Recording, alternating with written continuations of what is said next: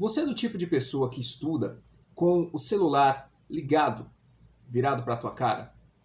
Você é o tipo de pessoa que não sabe desativar as notificações do celular? Você por acaso é o tipo de pessoa que tem dificuldades em manter uma linha de raciocínio quando você assiste alguma coisa?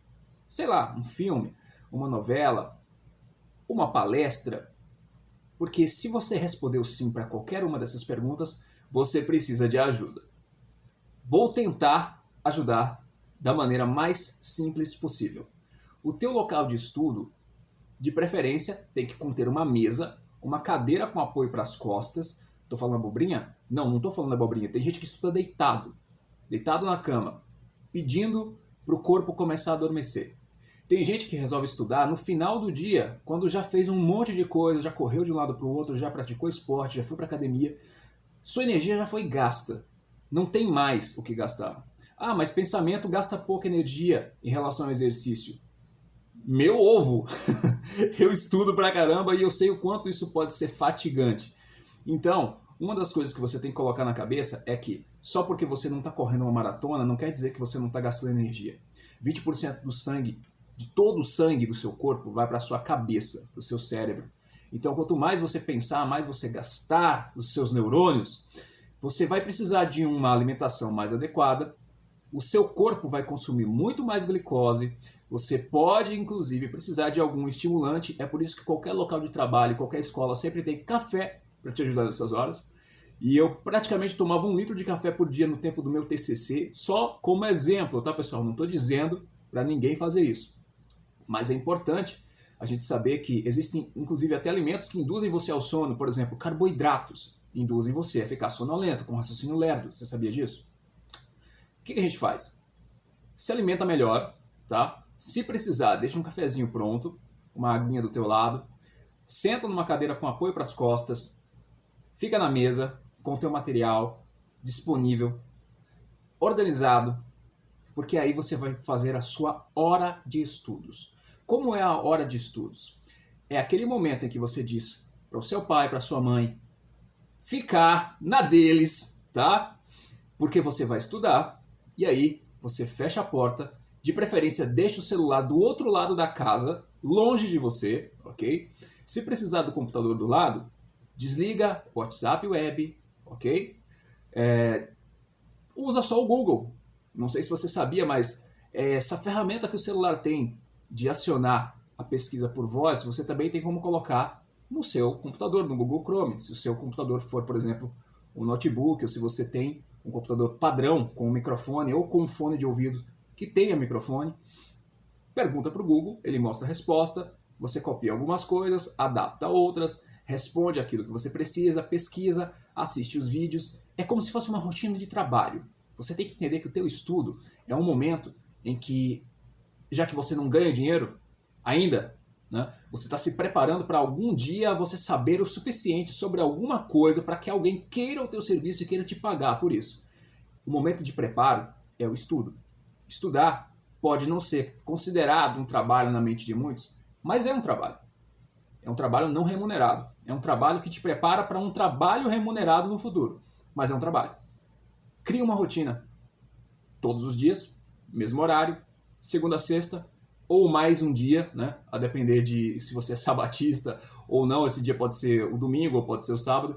Mas você estabelece um dia para você conseguir montar, né, o teu período de lazer também, porque nem todo mundo consegue manter uma rotina de estudo de 7 dias por semana, e às vezes nem é recomendável, né, ainda mais quando a pessoa tem uma tendência a ser ansiosa. Esse é o primeiro passo. Monta um local para estudar. Vou dar um exemplo. Quando você ganha um celular, ganha um computador, você não sai usando. Você primeiro instala o que você precisa para depois começar a usar. Então você também não vai começar a estudar por estudar. Você vai montar um local na sua casa para poder ter sua rotina de estudos. Segundo ponto.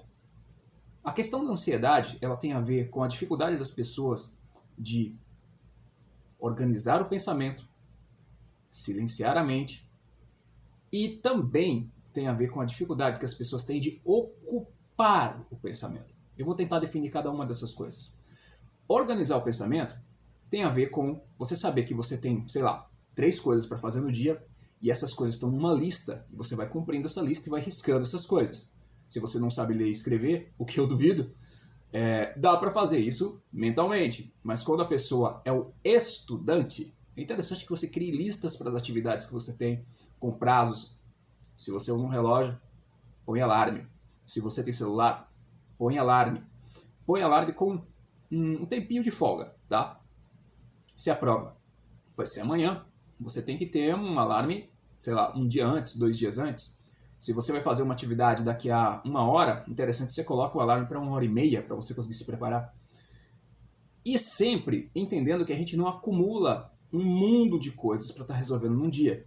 Agrupa essas coisas de 3 em 3 na sua lista e vai resolvendo. O que dá para resolver mais rápido? Pode começar por aí? Pode.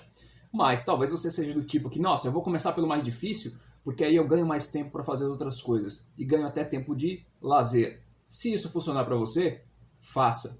Não funciona para todos, porque às vezes você começar pelo mais difícil pode significar que você não vai conseguir terminar naquele dia, ou que vai consumir tanto tempo que não vai sobrar tempo para aquele mundo de atividades pequenas que às vezes está sobrando. Isso tem a ver com gerenciamento de tempo, pessoal. Agora, se você pensar da seguinte forma, isso ajuda você a resolver a questão das atividades. Mas e o pensamento ansioso? Como é que você resolve? O pensamento ansioso, ele tem a ver com a dificuldade das pessoas de silenciar a mente. E é por isso que eu digo que todo mundo precisa de um tempo no dia para ficar em silêncio. Vai para algum lugar, fique sozinho, fique em silêncio, aguenta esse silêncio uns 15, 20 minutos, meia hora, depende da tua necessidade. Mas vá para um lugar onde você consiga ficar em silêncio, porque você vai permitir que seus pensamentos funcionem no aleatório, né? E aí você não se envolve com nenhum deles, tá? Essa é uma dica importante. É como se os seus pensamentos fossem uma autoestrada, com carro vindo de um lado, carro vindo de outro, e volta e meia você pode se sentir tentado a correr atrás de um desses carros, a se jogar na frente de um deles, ou mesmo a tentar pará-los. O problema é que pensamentos não podem ser parados. Ideias não morrem porque são a prova de balas. Essa é uma frase lá daquele filme V de Vingança, que é bem interessante. Não dá para matar uma ideia. O que você faz? Você para de prestar atenção nela. Só isso. Vão vir diversos pensamentos na sua cabeça. Se você tiver com um bloquinho de anotações, você pode anotar alguns para resolver mais tarde. Você pode escrever sobre aquilo que você está pensando e sentindo. Ou você pode simplesmente deixar esse pensamento vir como um comercial e ir embora, porque você não quer se envolver com ele.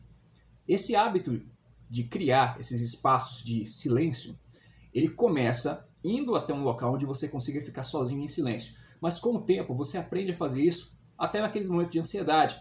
Está numa fila de espera, está num momento em que não tem muita coisa para fazer, você começa a se divertir com seus pensamentos, inclusive. Que aí já entra num outro ponto, que é ocupar a mente. Para a pessoa não se sentir ansiosa com as coisas para resolver o dia a dia, é interessante que você tenha lugares mesmo, na tua cabeça, que você gosta de frequentar. Pode ser um sonho que você tem para o futuro, pode ser uma música que você gosta de ouvir, pode ser um problema de lógica ou de matemática que você gosta de tentar resolver sem papel, só com seu raciocínio, mas é importante que seja algo que você goste de visitar quando você não está pensando em nada especificamente. Inclusive pode ser uma lembrança boa que você tem, contanto que seja algo que te permita ter resistência a esses períodos de espera e não ficar ansioso com isso. Então, ocupar o pensamento, organizar o pensamento, silenciar a mente para lidar com a ansiedade. Nesse tempo de pandemia, as pessoas também podem reclamar que não estamos tendo tanto contato físico quanto a gente gostaria, não estamos tendo tanta atenção presencial quanto a gente gostaria para fazer nossas atividades, mas eu tenho uma novidade para todos vocês. O estudo sempre foi uma atividade solitária. Portanto, seu irmão não pode aprender as coisas para você usar.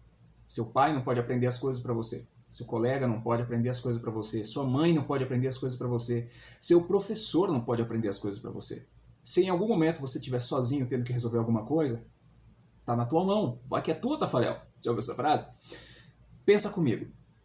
Se o conhecimento do outro ele não serve para mim porque o outro não aprende por mim, eu tenho que aprender do outro e com o outro, certo? Mas quem aprende sou eu. O que você compra, o que você ganha, pode se perder, né? Alguém pode roubar, pode estragar, pode quebrar, mas o que você aprende, você se torna. Então, parte de você se tornar uma pessoa melhor, parte de você conseguir agregar conhecimento para se tornar um profissional que as pessoas queiram o seu serviço no futuro, depende de como você trata os seus estudos agora. E eu espero que esse vídeo curto ele sirva como um modo de você conseguir estabelecer uma rotina de estudos, que ele sirva também para que você diminua a sua ansiedade e que ele sirva para, de repente, você encarar isso como um desafio pessoal, uma coisa divertida de se fazer. Afinal de contas, eu, particularmente, acredito que quem não ama a solidão não ama a liberdade. Muito do que eu consegui aprender se deve ao fato de que eu sou uma pessoa mais ou menos solitária. E longe disso ser uma coisa negativa, isso me permitiu aprender coisas que eu observo, que a maioria das pessoas não sabe, e ter uma vida razoavelmente confortável em assuntos que a maioria não tem. Essa é a minha dica. Psicólogo Jean se despede. Bons estudos a todos.